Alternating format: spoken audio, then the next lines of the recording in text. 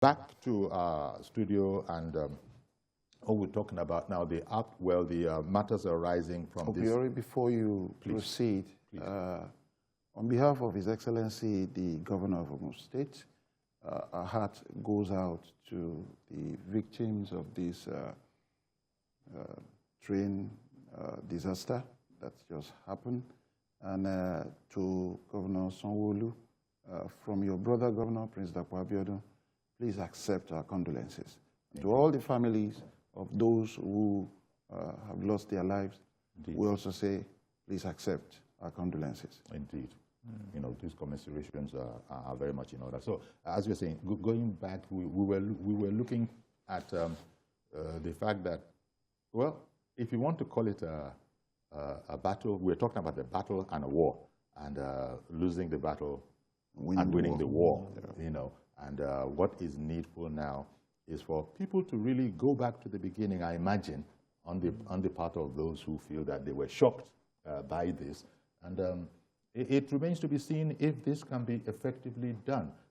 Because certainly Labour Party is, really, as it were, in a victorious mode, and they think that it's a foregone conclusion. Yesterday night, for whatever reason that it was done in the night, there was a rally in the night of Labour Party. The pictures of that exist, where they were quite exuberant and confident that, they will be taking over Lagos. There's no 2x4 about it. Taking over Lagos, and it's like boxers. When when boxers square up, before they even get into the ring, there's also psyching. But one of the psyching that LP is doing right now is that we're taking over Lagos. It's going to be us, and it remains to be seen if the ruling party in Lagos, APC, is going to just roll over and die, as it were, or if they. Well, okay, I don't know. I think really the issues are beginning to become very clear.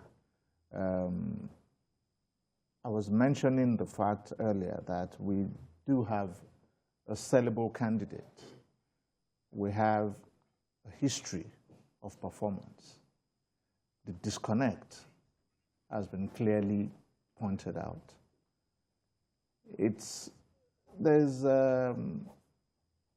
You have arrogance in the audacity of hope, and everybody's entitled. I like that. There can be arrogance in the audacity of hope. Yes. It's a time for sober reflection. What has happened in the recent times in Nigeria.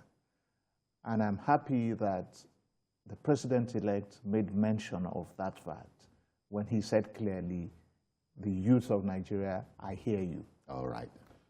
Sorry to interrupt you. Let me go to Mr. George, who has called in from Ikeja. Good morning, Mr. George. Good morning, Uncle Yori, and good morning to your guests. Yes, thank you.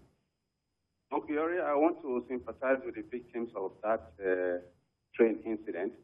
It's really sad, and I hope the Lagos State government takes a lesson from it, especially now that they are introducing light train. Our people are not used to so much sophisticated gadgets. In the past, they used to put a gate where there's level crossing. When the train is coming, they will lock the gate and the cars will wait behind. Maybe things like that should be introduced so as not to put people's lives Indeed. in danger, especially these electric trains that are being that are coming up in Lagos. As it may, Uncle Yori, this issue of elections, I think the president in waiting needs to do something about ethno-religious politics in Nigeria. It is not very, very good, Uncle Yori. Let me just give you a hint of how serious it is. Before the presidential election, I gave myself a pet project that I'm going to talk to 1,000 Nigerians across this country that I know to convince them to vote for my candidate. You know that one woman came to me that I talked to. She said, please, sir, I'm not going to be able to do what you said. Well, my pastor said that if I vote for anybody other than the one the pastor has recommended, that her first child is going to die. That she doesn't want her first child to die. So all that kind of thing is going on. Yes. And this is to be decried. Yes. And many of them believe those threats, believe those recommendations. The National Orientation Agency has not really been what it should be. I hope in this coming dispensation, the government must awaken that organization and let it come to the fore in reorientating Nigerians' minds. Okay, Mr. George, we're going to have to leave it there. I beg your pardon, but thank you very much for calling in. We've almost run out of time. Not quite, but I wanted to sort of end up in story. Thank you very much, Mr. George, for calling in. There's still a lot more work to be done. We're also grappling with a sudden, well, yeah, I suppose it is sudden, a sudden postponement of the election. Honorable Remy has said that elections are humongously capital intensive. This is going to be very, very expensive, but this is one of those kind of situations where, yeah, we recognize that, but still people are going to find the wherewithal to go into it because it's like you can't get off this train until it gets to the station. Mm-hmm. And the station is that you know, the elections are being conducted and the results are being announced. Mm-hmm. But the other thing I noticed, talking about matters arising from this election, as you know, Asiwaju Bola Ahmed Tinubu's lawyers have applied to the courts that to grant him access to sensitive documents, which was also done before by the other opponents, who, by the way, it is known, haven't congratulated him yet, as we expect that this kind of thing should happen in politics, but it's because of their grievances. Well, we look at all of that. What do you think about that? Because now everybody is scrutinizing the documents. BVAS is going to be reconfigured. There are those who are not happy about that. There are those who are saying there's no way around it. They have to be reconfigured.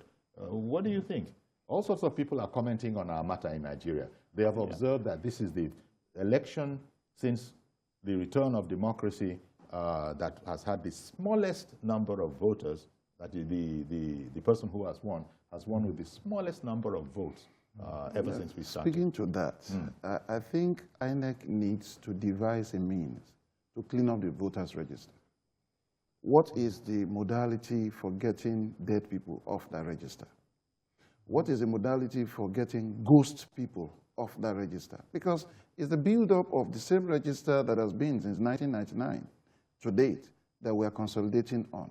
How many are we really? Maybe when we do the census this year, we'll be able to know. So we cannot even begin to posit concerning the turnout if the facts are not known about how many truly we are in terms of number of voters. Indeed. You probably might have seen or read that towards the British Institute of Strategic Studies at Chatham House. Chatham House. They've put out a highly critical summation from their point of view of how it went. Everybody comes in on our matter, you know, but that is what it is. I suppose it's the price of being big. They've not been very, no, we don't need to be flattered, but they've been highly critical of it. But nevertheless, we have a president-elect on our hands that has won that election. He has, his certificate of returns have been given. We're not saying that that is what Nigerians would want willy-nilly, but that they just want to get that. But it is the state of affairs. It doesn't matter what Chatham House says. It doesn't matter what they can. Comments are free. The Financial Times also did its own. You know, remember? Everybody's doing. So what do you think is, in the midst of all of this, just very, very briefly, maybe no more than one or two sentences, how should we be, you know, positioning ourselves with all these hostile reviews that we're getting? Well, for me, I believe that our elections have come. It's in the process of winding up. By winding up, I mean that the process ends when we come back from the courts. And after the courts have taken a decision, the president at that point has his work cut out. Okay, we're going to leave it there.